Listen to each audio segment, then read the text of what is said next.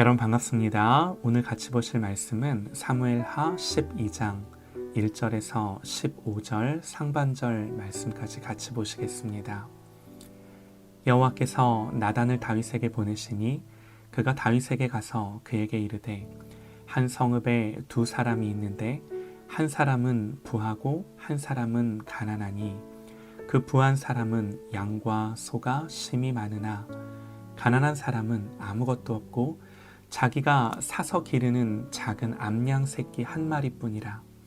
그 암양 새끼는 그와 그의 자식과 함께 자라며 그가 먹는 것을 먹으며 그의 잔으로 마시며 그의 품에 누움으로 그에게는 딸처럼 되었거늘 어떤 행인이 그 부자에게 오매 부자가 자기에게 온 행인을 위하여 자기의 양과 소를 아껴 잡지 아니하고 가난한 사람의 양 새끼를 빼앗아다가 자기에게 온 사람을 위하여 잡았나이다 하니 다윗이 그 사람으로 말미암아 노하여 나단에게 이르되 여호와의 살아계심을 두고 맹세하노니 이 일을 행한 그 사람은 마땅히 죽을 자라. 그가 불쌍히 여기지 아니하고 이런 일을 행하였으니 그 양 새끼를 4배나 갚아주어야 하리라 한지라. 나단이 다윗에게 이르되 당신이 그 사람이라. 이스라엘의 하나님 여호와께서 이와 같이 이르시기를 내가 너를 이스라엘 왕으로 기름 붓기 위하여 너를 사울의 손에서 구원하고 내 주인의 집을 내게 주고 내 주인의 아내들을 내 품에 두고 이스라엘과 유다 족속을 내게 맡겼느니라. 만일 그것이 부족하였을 것 같으면 내가 내게 이것저것을 더 주었으리라. 그러한데 어찌하여 내가 여호와의 말씀을 업신 여기고 나 보기에 악을 행하였느냐. 내가 칼로 햇사람 우리아를 치되 암몬 자손의 칼로 죽이고 그의 아내를 빼앗아 내 아내로 삼았도다. 이제 내가 나를 업신 여기고 햇사람 우리아의 아내를 빼앗아 내 아내로 삼았은즉 칼이 내 집에서 영원토록 떠나지 아니하리라 하셨고 여호와께서 또 이와 같이 이르시기를 보라 내가 너와 내 집에 재앙을 일으키고 내가 내 눈앞에서 내 아내들을 빼앗아 내 이웃들에게 주리니 그 사람들이 내 아내들과 더불어 백주에 동침하리라. 너는 은밀히 행하였으나 나는 온 이스라엘 앞에서 백주의 이 일을 행하리라 하셨나이다 하니 다윗이 나단에게 이르되 내가 여호와께 죄를 범하였노라 하매 나단이 다윗에게 말하되 여호와께서도 당신의 죄를 사하셨나니 당신이 죽지 아니하려니와 이 일로 말미암아 여호와의 원수가 크게 비방할 거리를 얻게 하였으니 당신이 낳은 아이가 반드시 죽으리이다 하고 나단이 자기 집으로 돌아가니라. 아멘. 나를 이기는 죄라는 어제 말씀에 이어 그 죄를 이기는 하나님의 은혜라는 제목으로 하나님의 말씀 듣겠습니다.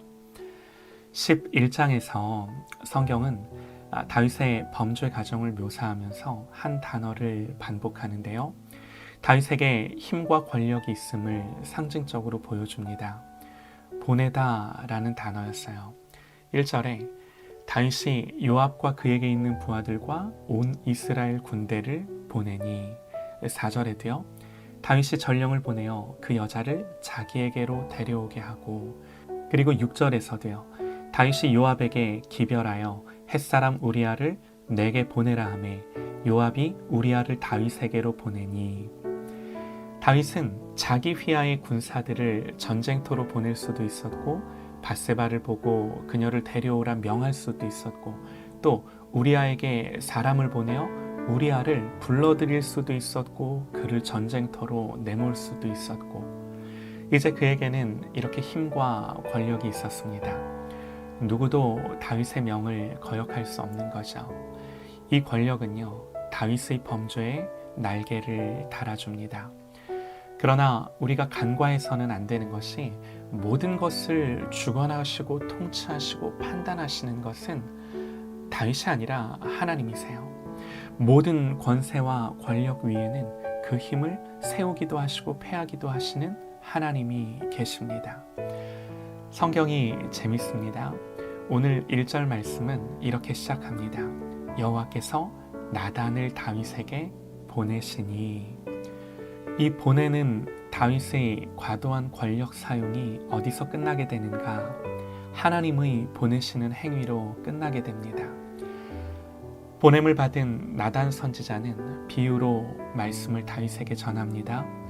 양과 소가 심히 많은 부자가 자기 손님을 접대하겠다고 딸처럼 귀하게 여기는 암양 새끼 하나밖에 없는 가난한 자에게서 그것을 빼앗아 손님에게 접대했다는 이 나단 선지자의 고발에 다윗은 그 부자는 죽어야 마땅하다는 판결을 내립니다. 그때를 놓치지 않고 선지자는 당신이 바로 그 사람입니다 말합니다. 이 말씀 앞에서 그제서야 다윗은 자신의 범죄를 시인하며 회개합니다. 여기서 우리는 죄를 이기는 하나님의 은혜를 봅니다. 죄에서 돌이키게 하는 이 하나님의 말씀의 은혜를 봅니다. 다윗의 이야기는요, 사실 이 하나님의 은혜 이야기 안에 있는 거예요. 우리들의 삶의 이야기도 마찬가지입니다. 우리는 그저 우리의 이야기 속에서 사는 것 같지만 사실은요, 다 하나님의 이야기, 그것도 은혜의 이야기 속에서 우리의 인생을 살아가는 거죠. 주님을 알지 못할 때는 다 죄의 이야기입니다. 은혜의 이야기가 들어올 여지가 없어요. 그러나 주님을 알게 되었을 때, 주님을 만나게 되었을 때, 예수 그리스도가 나의 구주로 고백되기 시작할 때 여러분 다른 이야기가 시작됩니다. 은혜의 이야기가 시작되는 거죠. 죄만 역사하는 것이 아니라 죄보다 더 큰 은혜가 역사하여 나를 견인하는 거죠. 여러분 반드시 그래요. 반드시 그렇습니다. 이것이 거듭난 자녀들을 향한 하나님의 약속이에요. 그래서 그리스도인의 삶은요, 죄와 은혜가 뒤섞여 있어요. 그러나 결국에는 하나님의 은혜가 이기는 삶을 살아가는 거죠. 그러나 우리가 절대로 놓쳐서는 안 되는 것이요, 여기서 은혜가 이기는 삶을 살기 위해서는요, 반드시 필요한 것이 있습니다. 은혜가 역사하는 은혜의 자리로 나아가는 것입니다. 그것은 말씀을 듣는 것입니다. 하나님의 말씀이 들리는 거예요. 귀로만 듣는 것이 아니라 깨닫고 돌이키는 반응으로서의 들음입니다.